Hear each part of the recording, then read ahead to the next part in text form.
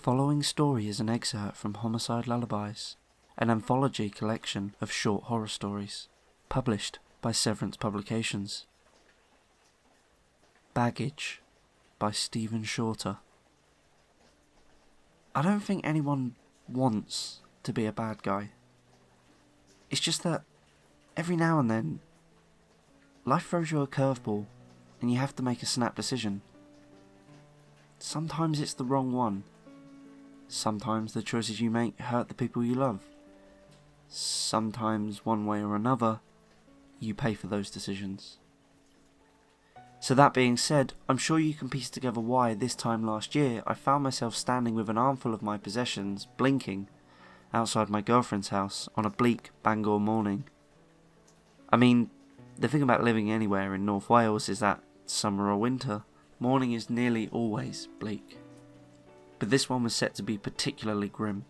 Heavy, roiling storm clouds began to bleed down the slopes of Snowdon, like photonegative magma. And when Gwen slammed the door in my face, she trapped the sleeve of my favourite shirt, and I'd been too proud to knock again and retrieve it. The high street was beginning to stir as I stumbled through. Shutters flickered open like sleep-heavy eyes, and parka-clad men dimly attempted to fit together market stalls, like toddlers solving one of those shape puzzles. Everything seemed to move in slow motion, and the events of the previous night seemed burned into my vision, like a television left paused for far too long. Such was my guilty daze that, at one point, I nearly collided with a tiny 20-something in an even tinier princess costume, doing the walk of shame with a pair of outrageous heels tucked under her arm. I was struck with a wave of paranoia, that even she must know who I was and what I'd done, to be so shamefacedly creeping away to catch a train back to Liverpool. She stared at me, with sullen eyes ringed by smudged mascara, as we passed beneath the shadow of the clock tower. It started to rain as I neared the turning, so I ducked under the doorway of a Salvation Army shop, and watched the measure of despondence as the fat raindrops began to splatter against the grey street.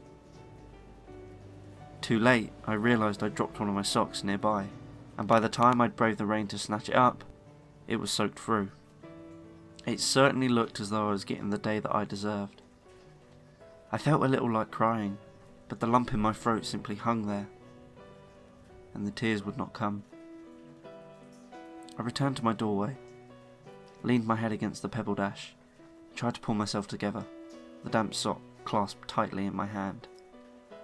I opened my eyes again, and glanced down at the ground beside my little shelter. There at my feet sat a large brown suitcase, spilling its contents into an ever-growing puddle.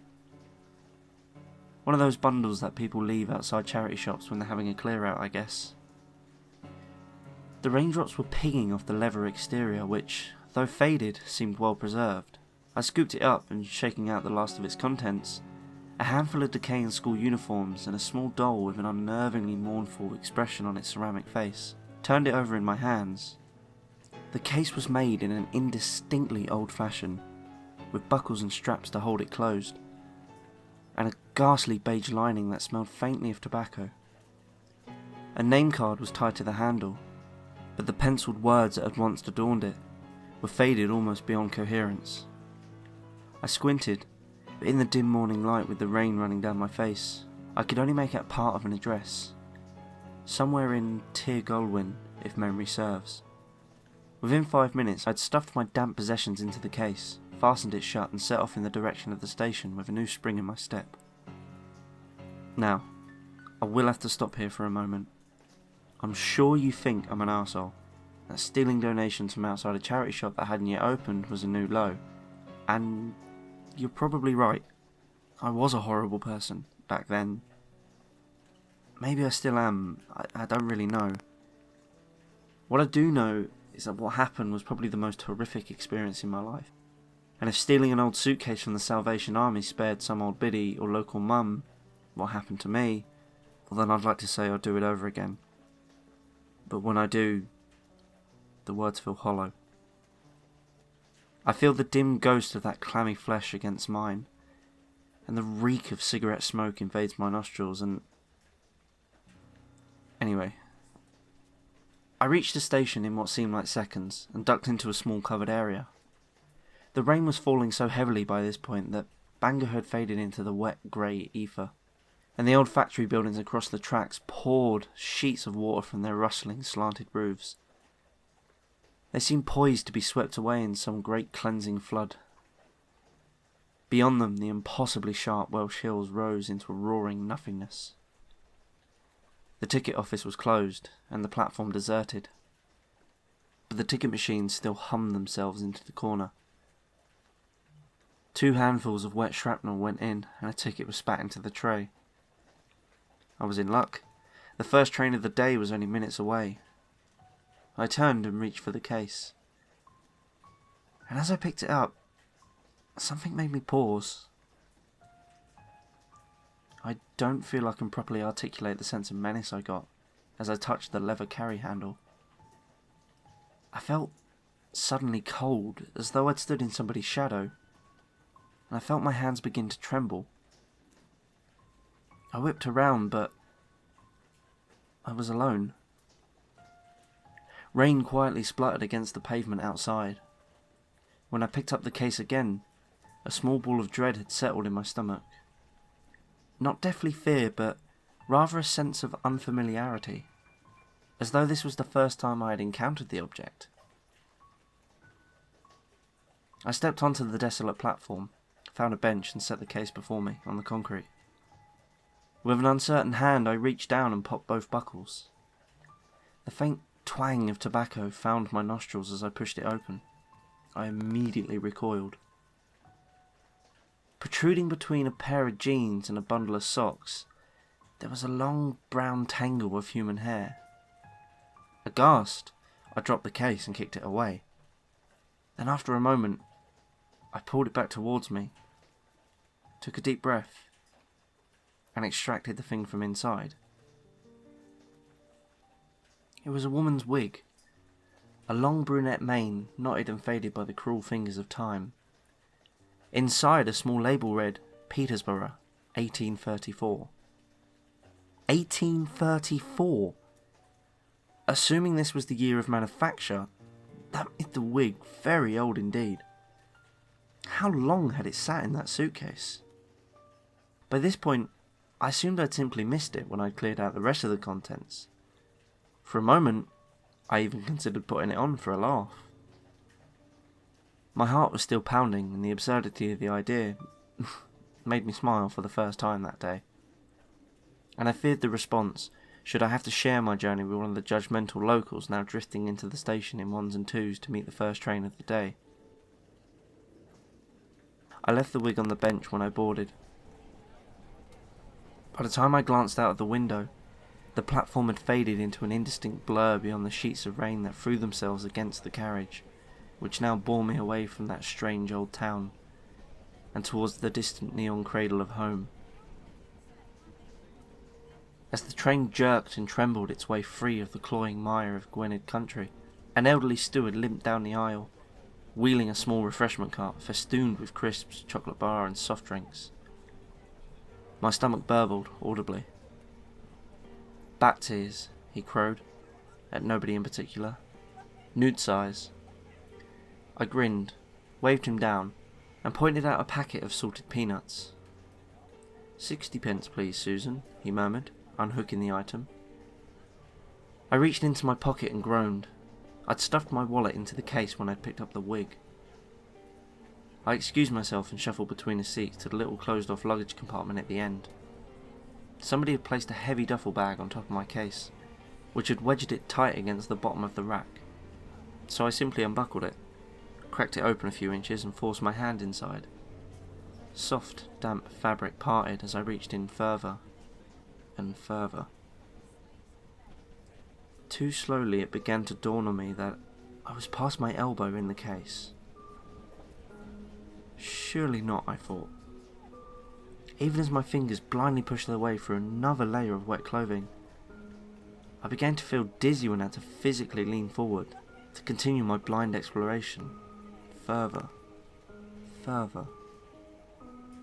And then, as though I'd touched a boiling pan, I felt pain. Sharp, scarring pain. I yanked myself free from the leather mouth and stumbled back. I was bleeding from a rough tear on the back of my hand. I hurried to the toilet, clutching my injury, and ran it under the tap. All notions of the unnatural dimensions of the case were gone from my mind. When I was 13, I'd fallen off my bike trying to impress a girl whose name I've forgotten. I hit the gravel path behind my school and took off a layer of skin on my knees. This cut looked much the same, a vicious scrape. I racked my memory trying to think of what I'd packed that could cause such harm, but nothing came to mind. In the end, I wrapped my hand in toilet paper and returned to my seat. My mind burned. I tried to rationalise the impossible dimensions of the case, feeling stomach-turning revulsion at the thought of doing anything but leaving it on the train when I reached home. But I'd seen the bare interior when I packed my things into it outside the shop. Clear as day. You could measure the inside in inches. I decided that I must have misremembered it. And the cause of the cut? For a second, I felt the ghost of a half-remembered sensation. Brittle fingernails digging into my skin before I automatically dismissed it. I'd caught myself on some zip, or piece of wire protruding from the skeleton of the case, surely. A stupid conclusion in hindsight, but you must think of your own lives and the things that you've seen. How often have you dismissed some unknown creak or strange shadow on the wall of the throes of your vivid imagination, spurred perhaps by the strange shit you read in books or odd corners of the internet? My hand throbbed, and I felt vaguely ill. I leaned back in my seat and peered out into the murky world beyond my window. When we reached Lime Street Station, I retrieved the case and alighted. My parents were not there to meet me this time, so I waved down a taxi outside and sped off in the direction of Bootle. The fare meter ticked steadily upwards as the Docklands flickered by. The last remnants of Liverpool's old industrial buildings were rotting away, falling off their wooden bones behind billboards and advertising banners way taller than any Victorian must have thought possible. Enormous glass towers rose from the rubble, as though the bricks in the foundations of that hard past were fertilising the earth underfoot. The taxi driver, a thin-faced man of Afghan, or perhaps Persian origins, glanced at me in the mirror. "That you?" he asked. "I'm sorry? The smell? That you?" I opened my mouth to assure him that whatever scent he'd picked up on was the unusual smell emanated by the Mersey near-opaque waters. Then it hit me too. A cloying stink. Something awful and rancid, like spoiled ham. A sour taste clung to the back of my throat. No, it's not me. My fucking cab didn't smell like this before you got in. I pulled one end of my sleeve over my hand and covered my nose and mouth with it. The taxi driver was becoming increasingly irate. "What the fuck is that?" he asked.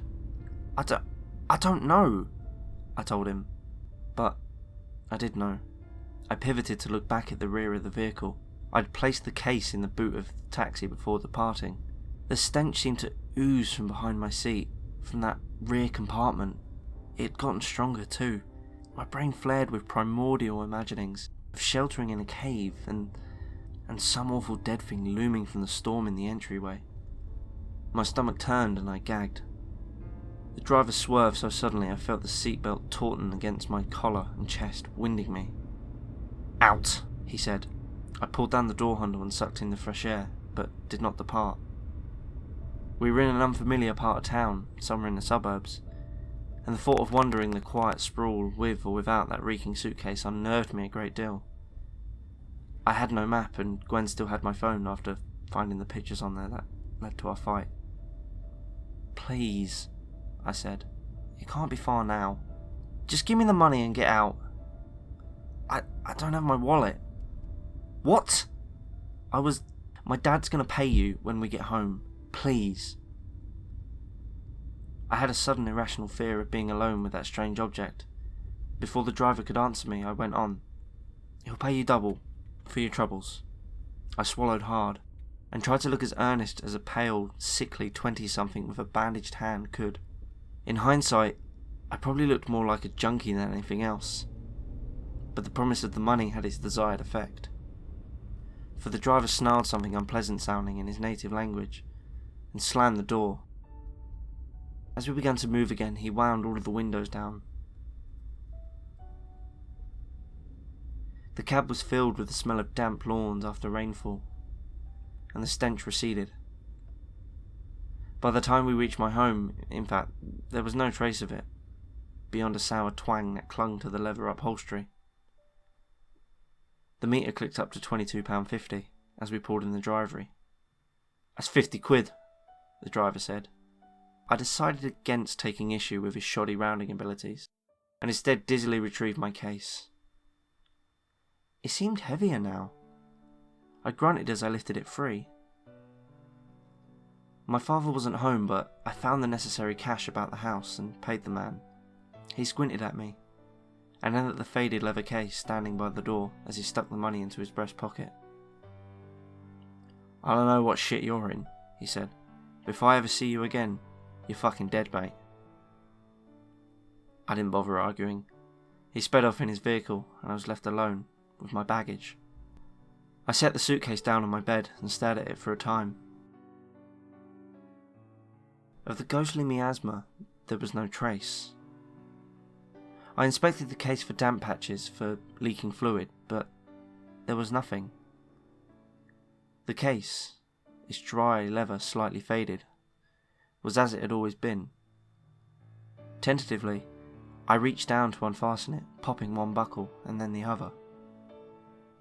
There was no reaction. On my way in, I'd grabbed a pair of rubber gloves from the kitchen sink, and I donned these before throwing the case open.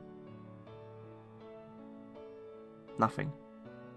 My clothes, in a disarray thanks to my blind fumbling, were all that greeted me. No obvious source for the horrible smell. I appended the case and then set it aside. Empty. I began to feel very stupid. It would be easy for a disreputable taxi driver to try something like that, to create a situation to squeeze a little extra cash out of his customers. Of course there was nothing wrong with my case. It'd been something the driver must have done to countless others.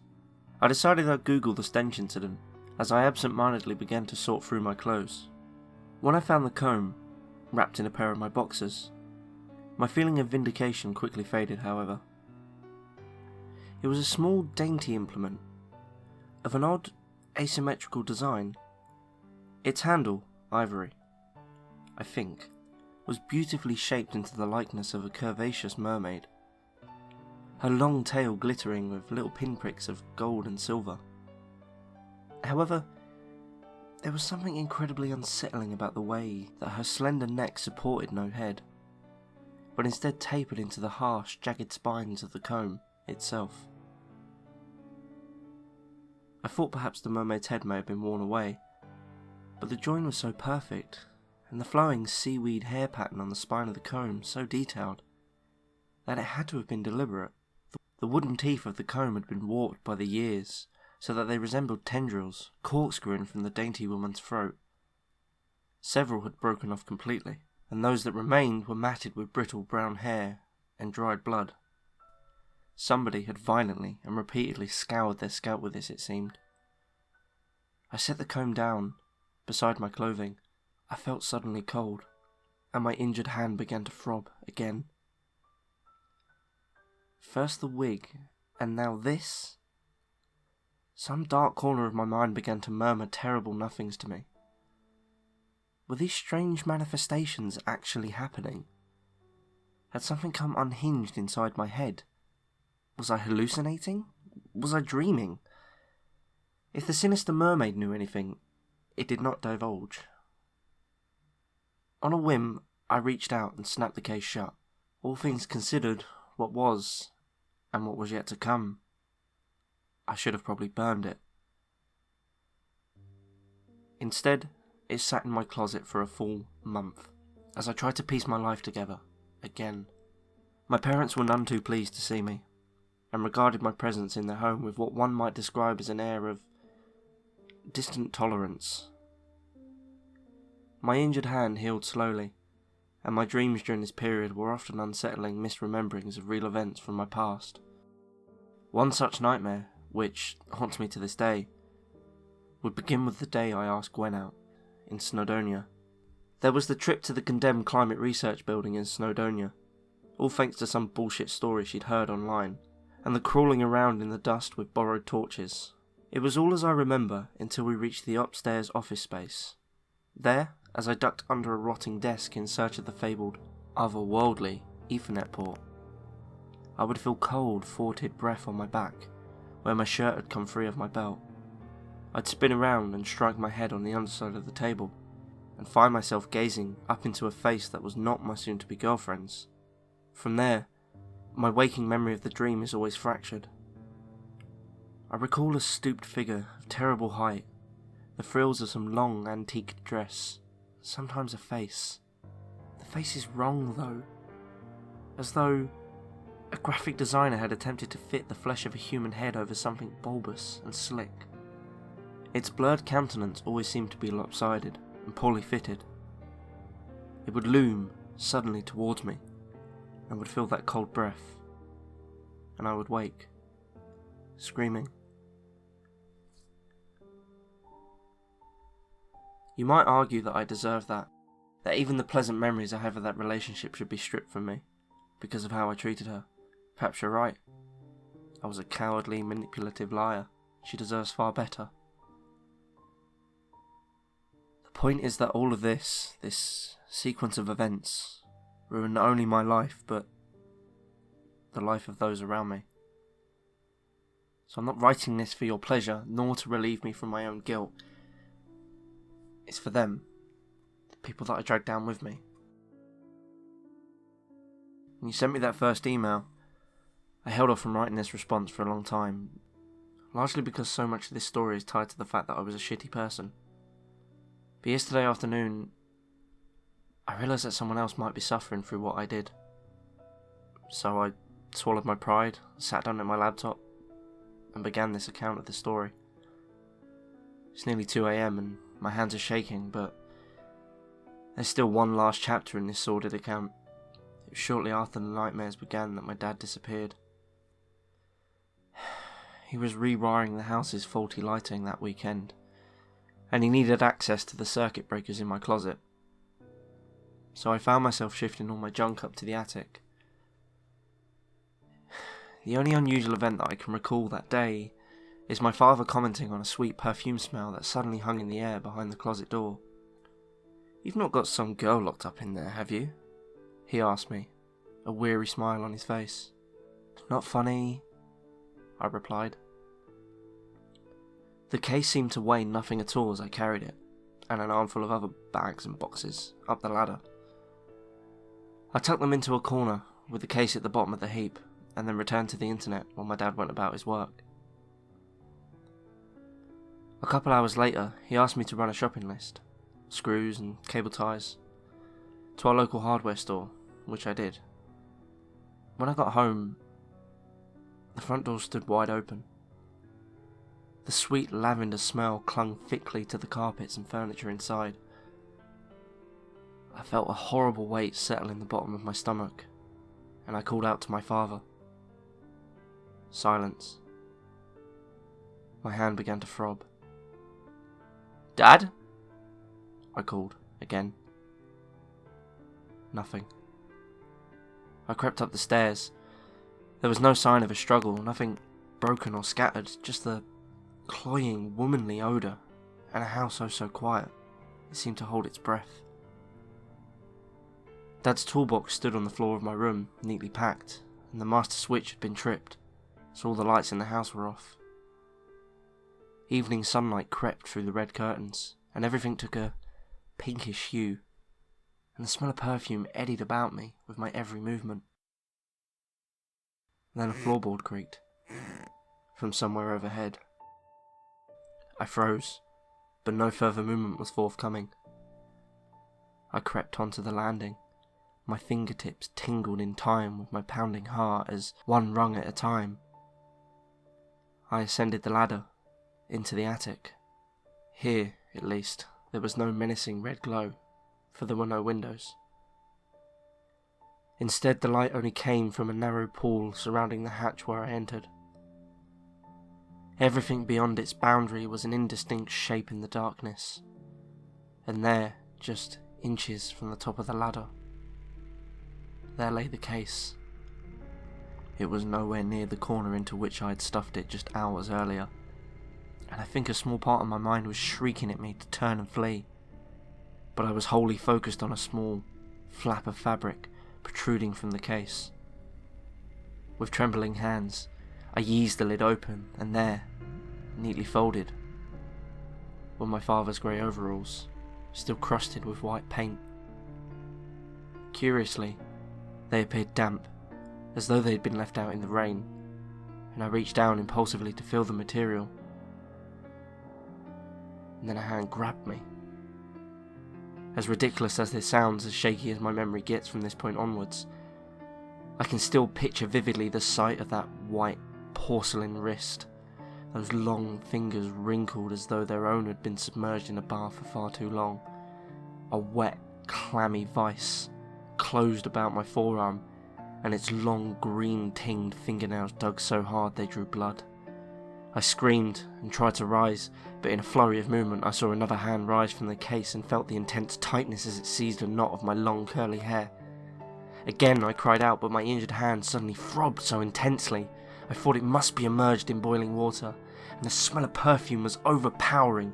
You could almost see it in the air.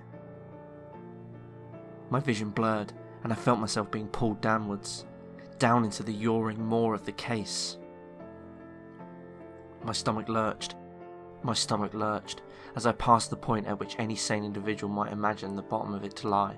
Clothes pressed in on me from all sides. I distinctly remember that I saw t-shirts with cartoon characters, twisted together with ancient whalebone corsets and teddy bears with missing eyes, dolls with missing heads, all of them reluctantly parting from me, as though I was attempting to navigate a crowd.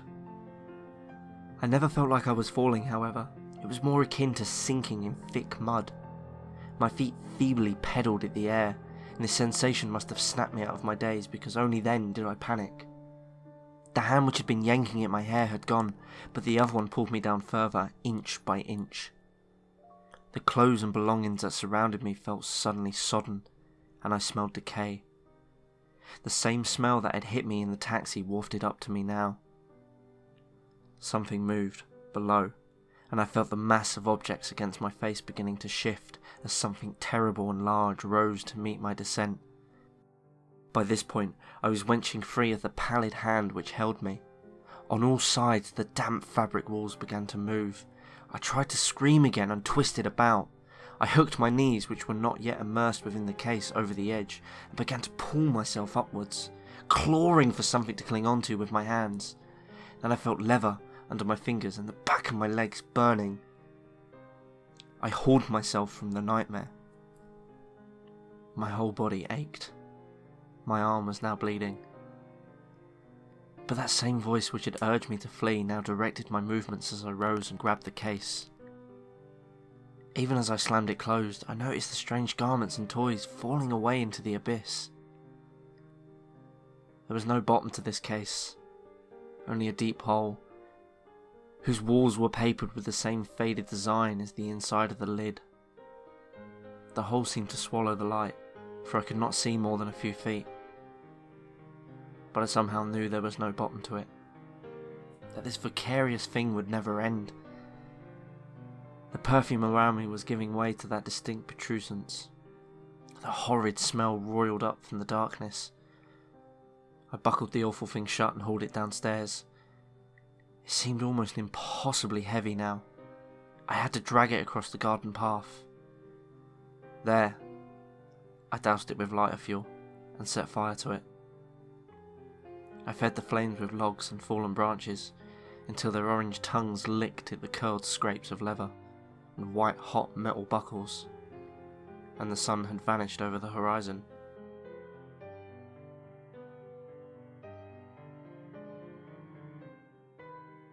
They think I killed my dad, you know.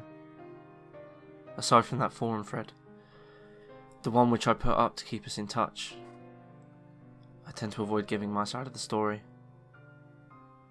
I stay on the move now, hitch across Europe and further afield. I live out of a suitcase, and The irony isn't lost on me there, don't worry.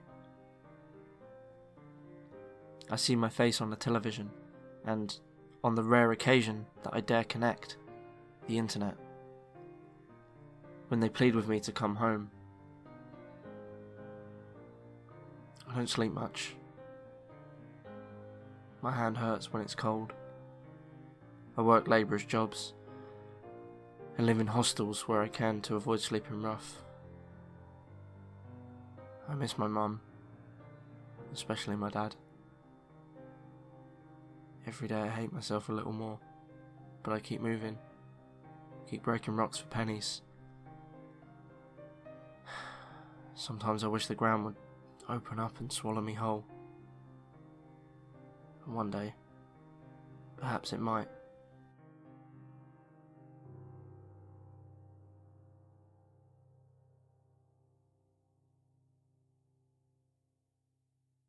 So, welcome to the end slate, I guess. This sort of is a thing. I won't always have a little message at the end, but the amazing, as always, Stephen Shorter put a story in and got a place in the anthology, unsurprisingly. So, just to let you know, it's now available half price on the Amazon Kindle store right now, so pick up your copies. And submissions are still open for the horror one that we're putting out again, part 2. So get those submissions in. We've got a few submissions already and they're fantastic, so get them in. Also want to thank my first Patreon supporter, Gary, I believe your name is. I'm sorry if that's wrong. Thank you so much. Patreon, again, if you want early access to my videos, Patreon supporters from as little as $1 get the early access by as much as 6 hours. Anyway, I've rambled on long enough, so I will see you in a couple days with my next video. And remember, there's always something lurking in that creepy dark.